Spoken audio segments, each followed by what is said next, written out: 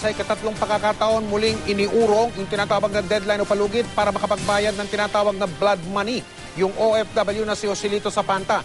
Si Zapanta ay nahatulan ng bitay dahil sa pakakapatay niya sa isang Sudanese sa Saudi Arabia noong taong 2009. Nakatutok si Claire Delfin.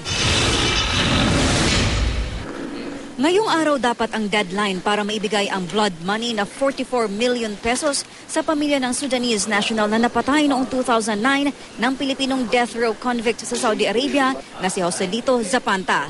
Pero sa pagkakataong ito, ang hari ng Saudi na si King Abdullah na mismo ang nagbigay ng reprieve. Nagbigay ng kautusan ang hari ng Saudi Arabia na lahat ng mga kaso na ang sentensya ay pagpugot ng ulo o yung tinatawag na kisas ay pinagpapaliban ng 3 buwan.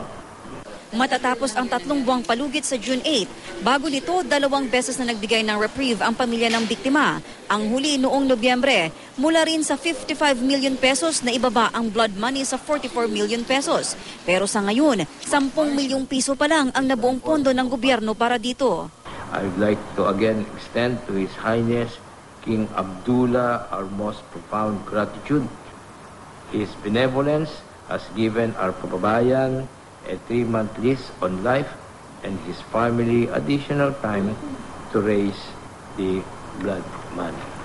2008 na magtrabaho bilang construction worker sa Saudi si Zapanta. Makalipas ang 1 taon, napatay niya ang kanyang Sudanese landlord na si Saleh Imam Ibrahim dahil daw sa self-defense. Siningil siya noon ni Ibrahim ng upa nang hindi pa due date.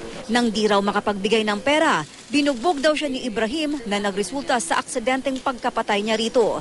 Hindi niya ito itinanggi sa korte. Sa ilalim ng batas ng Saudi, maaring mapalaya at maligtas sa bitay kapag nabigyan siya ng kapatawaran ng pamilya ng biktima sa pamamagitan ng pagbayad ng blood money.